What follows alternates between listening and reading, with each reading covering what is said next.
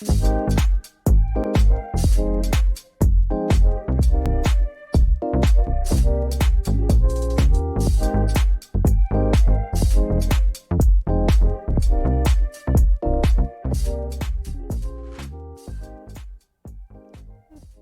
시청자 여러분, 2부로 찾아왔습니다.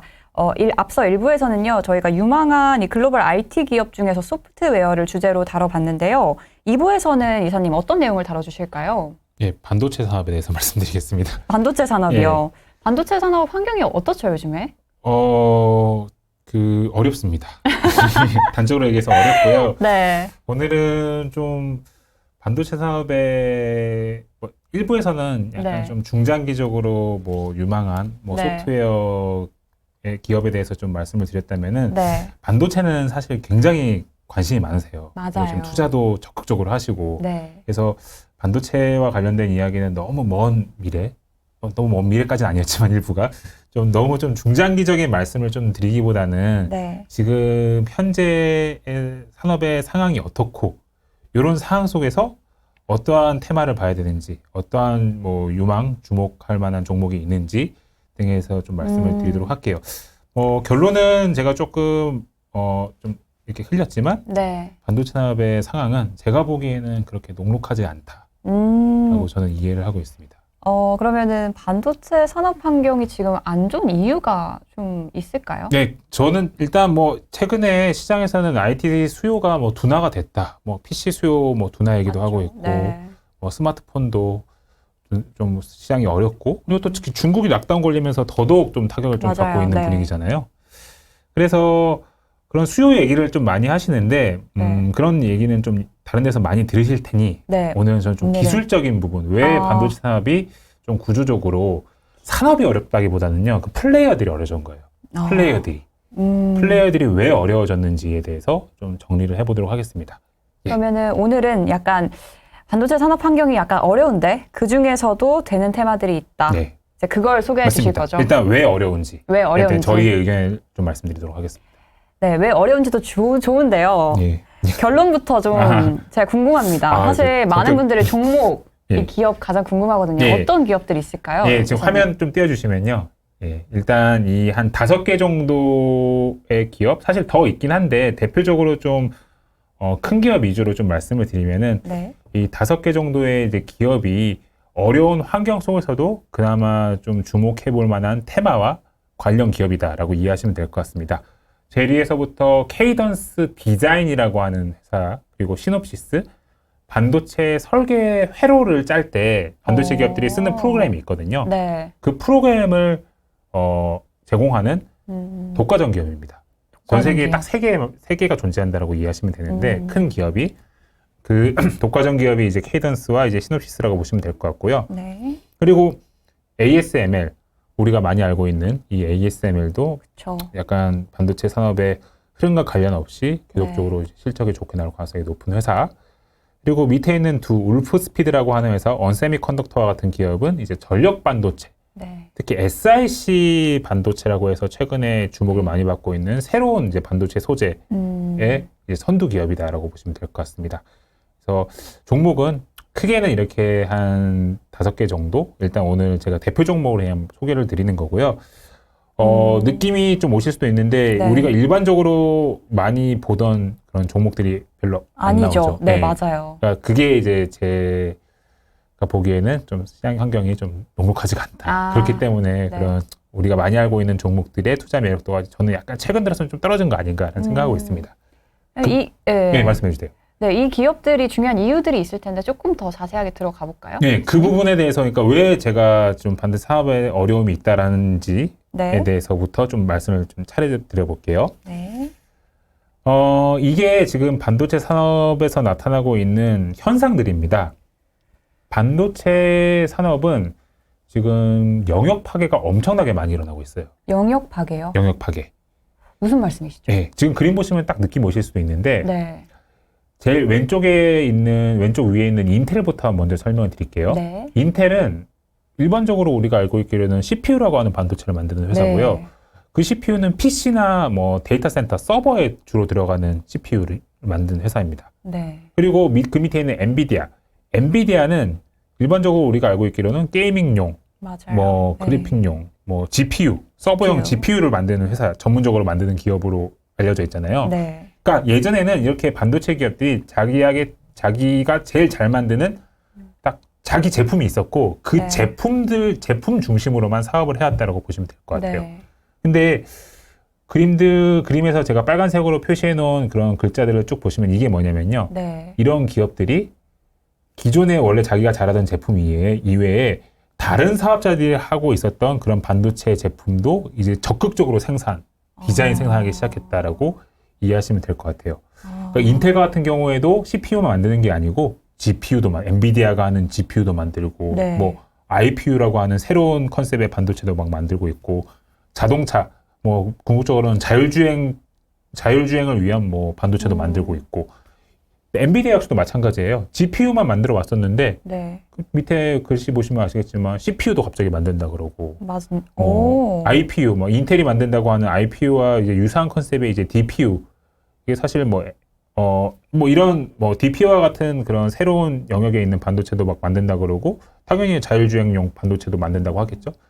그러니까 전체적으로 보시면은 반도체 기업들이 이제 영역을 서로 다 파괴하고 있는 거예요. 그러면 기업들끼리 좀 경쟁이 심화가 돼가지고 예. 서로 영역을 파괴하고 있다. 뭐 이렇게 해석을 그렇죠. 해도 될까요? 경쟁이 심화가 되고 있는 거죠. 그러면 궁금한 게요. 예. 그렇게 경쟁을 하다 보면 기술적으로는 더 좋아지는 거 아닌가요? 기술적으로는 경쟁을 하다 보면은 더 좋아질 가능성이 충분히 있죠. 네. 근데 그냥 사업적인 측면을 봤을 때는 네. 개별 기업들은 머리가 아파지는 거고 사실 정해진 시장 파일을 나눠 먹어야 되는 그쵸. 그런 숙명에 처한다라고 저는 보고 있습니다. 그리고 여기서 한 가지 더 말씀을 드리면은 네. 반도체 기업들끼리도 경쟁을 하는데 네. 거기다가 플러스로 빅테크 기업들도 막 반도체를 직접 만든다는 얘기를 하고 있잖아요. 밑에 애플도 요즘 뭐 자기 칩을 만들어서 뭐 맞아요. 판매 하드웨어 사업을 대대적으로 이제 개선시키고 있고 네. 그 구글, 아마존 뭐 자기 데이터 센터에 엄청나게 자체 반도체를 넣고 있고 테슬라 같은 경우는 이미 전기차 사업, 자율주행차 사업 초기 단계부터 아예 내가 만든 칩을 가지고 원래 엔비디아 거 썼었거든요. 맞아요. 근데 어느 순간부터 내가 만든 칩을 가지고 자율주행을 하겠다라고 하고 있는 거잖아요. 네. 그러다 보니까 원래 우리의 경쟁자가 아니었던 인터넷 기업들, 빅테크 기업들까지도 이제 경쟁에 참여하고 있다라고 이해를 하시면 될 것 같아요. 심지어 이런 빅테크 기업들의 반도체가 성능이 더 좋은 경우도 많습니다. 오히려 테슬라가 제일 좋은 반도체라고 얘기하잖아요. 자동차 쪽에서는. 그러다 보니까 지금 전체적으로 반도체 시장은 네. 뭔가 그냥 장밋빛 전망을 많이 하실 수도 있잖아요. 뭐 네. 자율주행이니 앞으로 뭐 IoT 생태계가 뭐 대폭 확장되고 메타버스 등등 뭐 여러 가지 이야기를 하면서 반도체 시장 자체의 성장은 사실 의심할 수는 없는데 성장하는 시장을 쪼개 먹어야 되는 플레이어들이 늘어나고 있다라는 거예요. 늘어나고 있다라는 거예요. 그래서 기본적으로 반도체 기업들은 경쟁이 심화가 되고 있다는 이 측면 조금 고민을 해보실 필요가 있을 것 같고요. 네. 그리고 이런 기술적인 이슈도 조금 있습니다. 엔비디아가 사실 2015년부터 뭐 데이터 센터 매출을 늘리기 시작하면서 회사의 기술력도 올라가고 뭐 기술력이 올라갔으니까 이제 서버 비즈니스를 잘할 수 있었겠죠. 회사의 기술력도 올라가고 뭐 실적이라든지 기업 가치가 한 2015년부터 급격하게 한 2021년 한 6년 동안 급격하게 올라갔잖아요. 근데 그 구간 동안에 어떤 일들이 기술적으로 있어 왔냐라고 생각을 해보면은 엔비디아는 과거에는 매년 신제품을 출시할 때마다 그 제품 경쟁력이 엄청나게 점프업을 했습니다. 그러니까 신제품을 냈는데 엄청나게 좋아진 거예요. 네. 제품 경쟁력이 막 작년에 낸 제품도 괜찮았는데 올해 그래픽카드 새로 나왔는데 너무 좋은 거예요. 이게 말이 돼?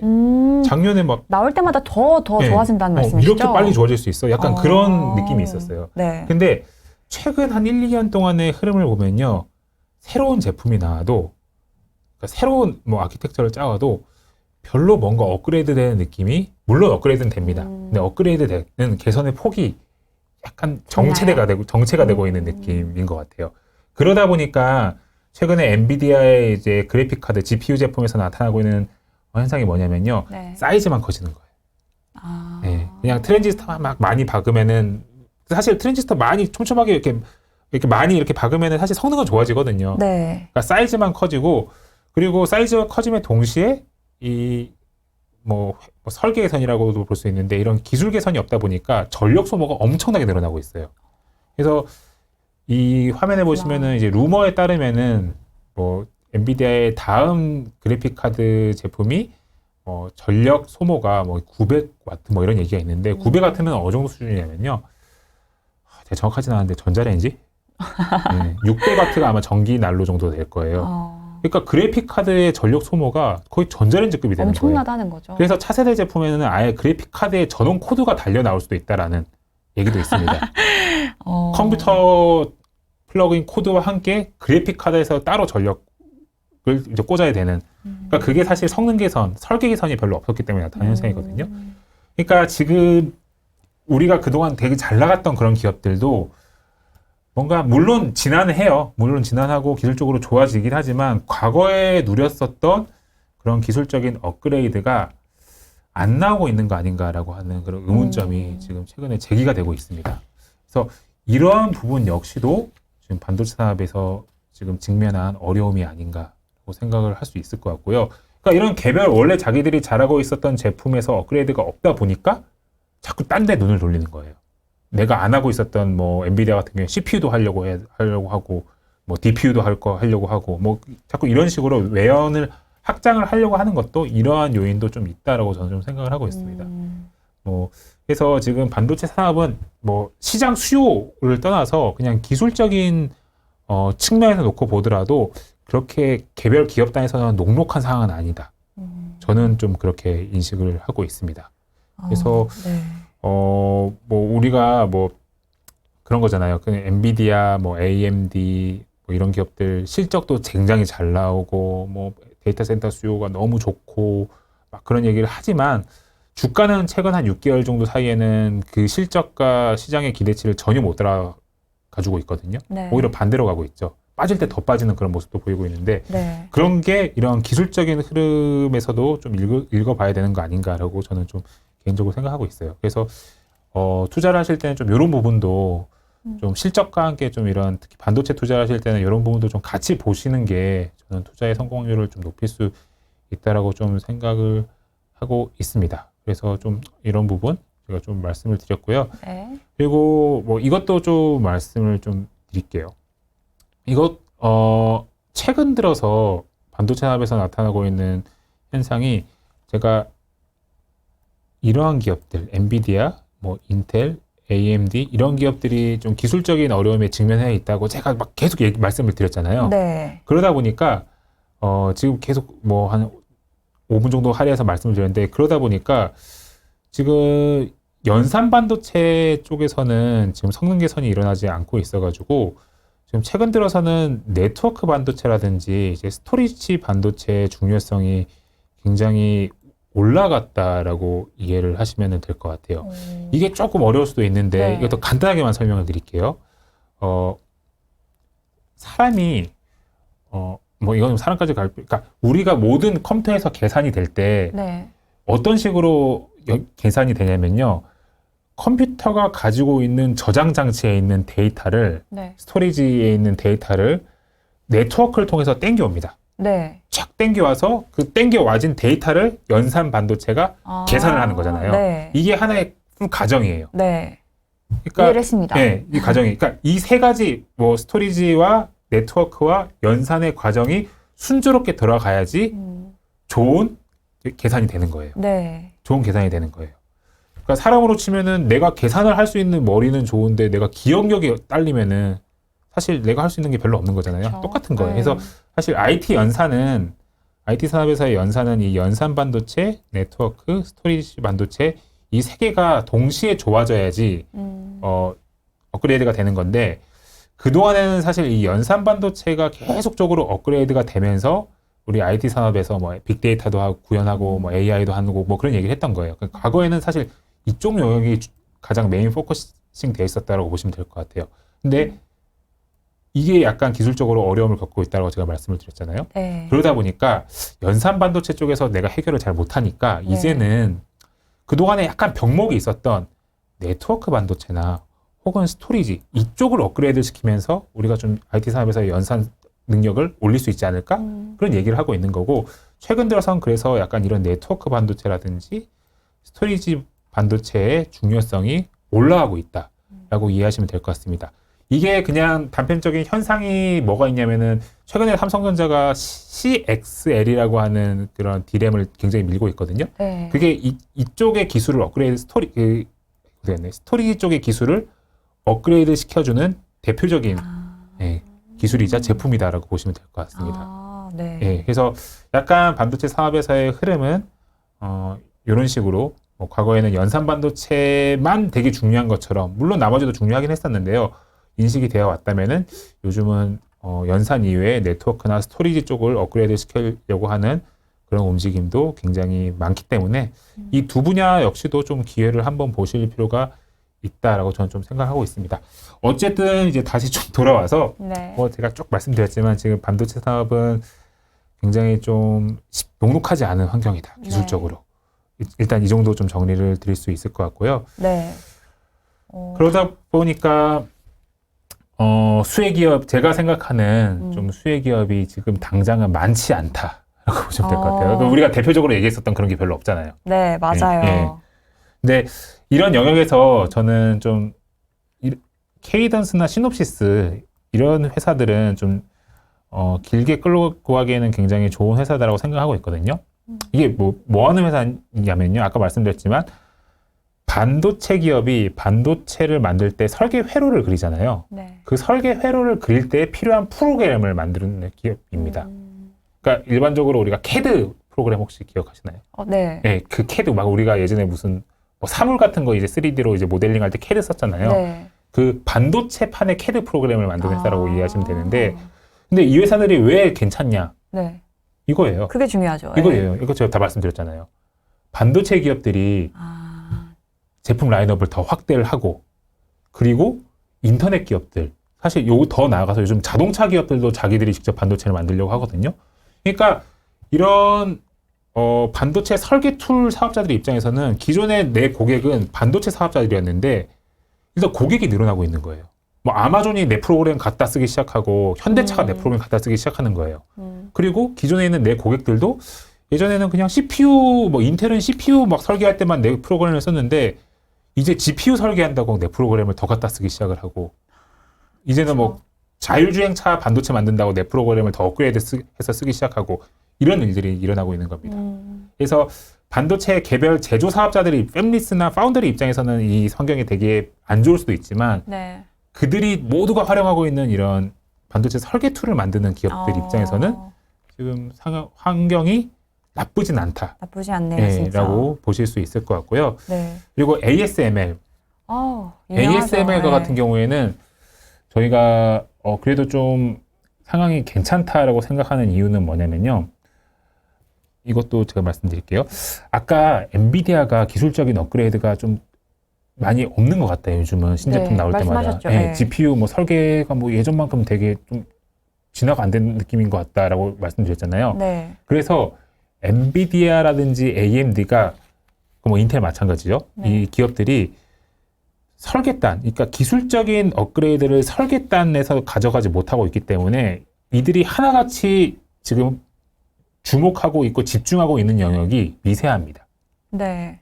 그러니까 내가 반도체 설계를 더 업그레이드를 못 시키기 때문에 내가 설계 업그레이드 못 시킬 거면은 반도체를 작게라도 만들어야 돼.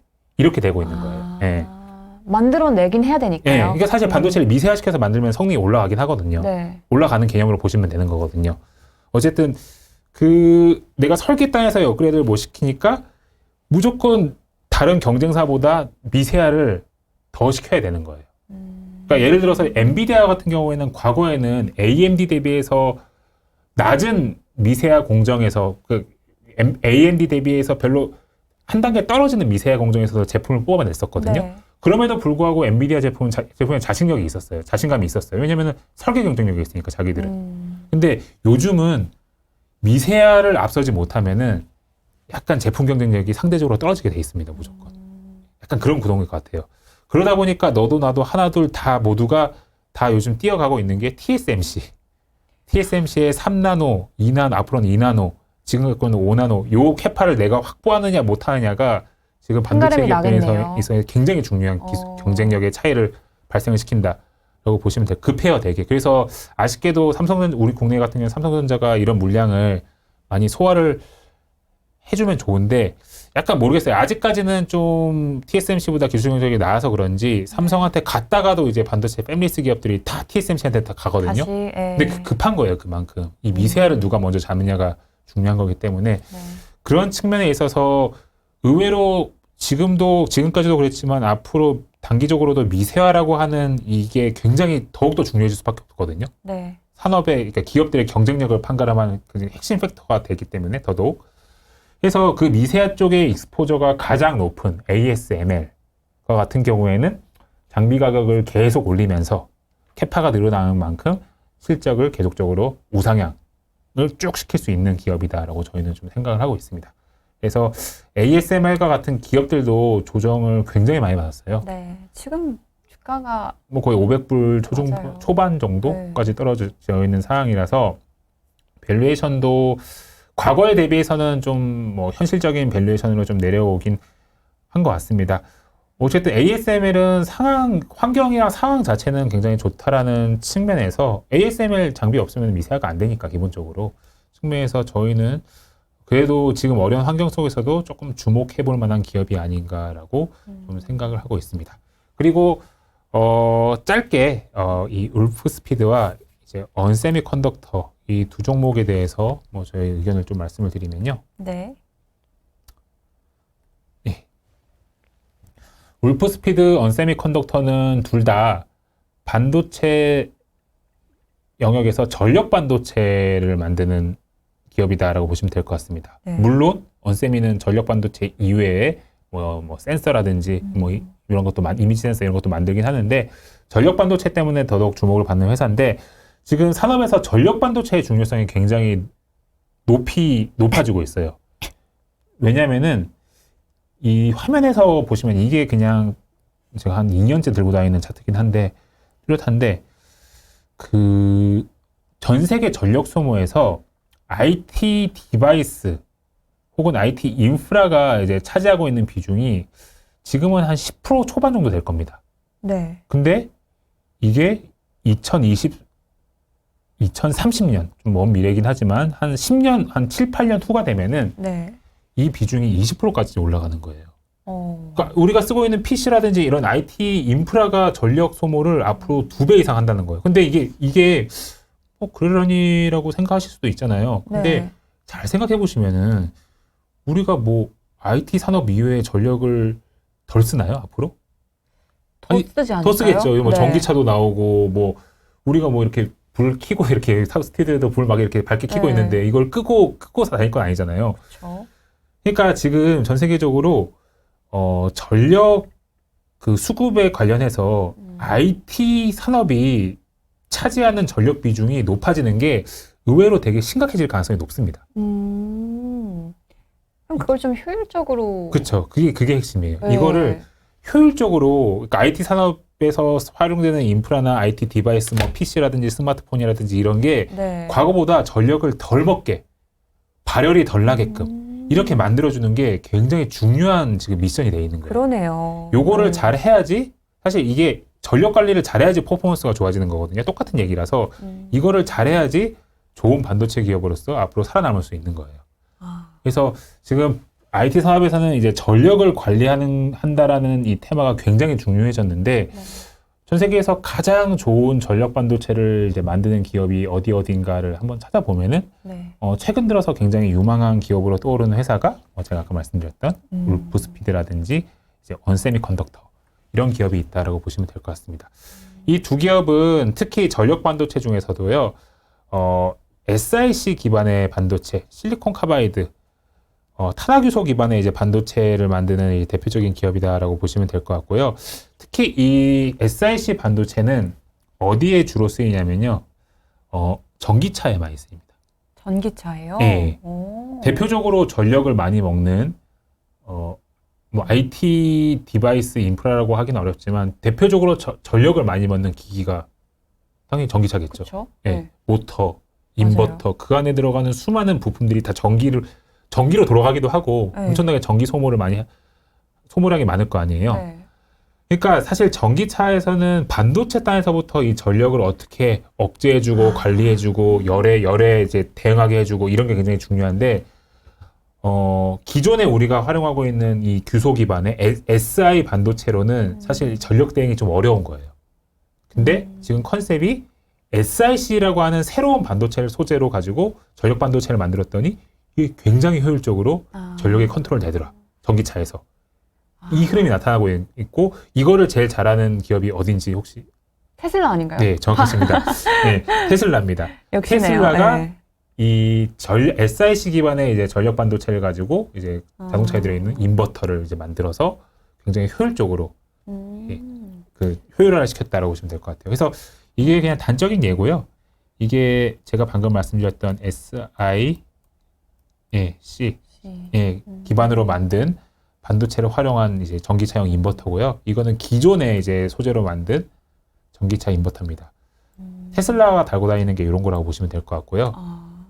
다른 완성차 기업들이 달고 다니는 게 이런 거다라고 이해하시면 될 것 같습니다. 물론 다른 기업들도 SiC 반도체를 활용을 합니다. 근데 이 경쟁력의 차이가 이제 이 그림만 봐도 느껴지네요. 그렇죠, 느껴지네요. 사이즈도 작아지고 이게 뭐 전력 관리도 더 잘 될 테고 열에 더 대응을 잘할 테고 이게 사이즈가 작아진다는 거는 전기차가 더욱더 주행을 더 길게 할 수 있다. 뭐 이렇게도 해석을 할 수 있는 거잖아요. 확실히 전기차 얘기 말씀하시니까 네. 전력이 얼마나 중요한 맞습니다. 체질지 앞으로 네. 네, 그게 딱 느껴지네요. 그래서 SiC 시장은 오른쪽에 보시면은 이렇게 성장하는 걸로 이제 트렌드포스라고 하는 이제 유명한 이제 해외 IT 시장 조사 기관에서 예상을 했습니다. 매년 2배씩. 한 3, 4년 동안에는 매년 2배씩 디맨드. 전기차에 쓰이는 SiC 웨이퍼의 디맨드가 이렇게 올라간다고 예상을 했습니다. 그래서 어찌 보면은 반도체 사업에서 가장 성장성이 지금 높은 영역이 전기차 때문에 일단은 SiC 반도체 시장이라고 보시면 될 것 같고요. 그 SiC 반도체 시장을 좀 선도하고 있는 기업이 울프스피드 그리고 언세미컨덕터. 뭐 나머지 기업들도 있는데 뭐 ST마이크로라든지 뭐 이런 기업들도 있는데 어쨌든 이 두 기업이 조금 대장주로서 지금 많이 시장에서 인식이 되고 있는 것 같습니다.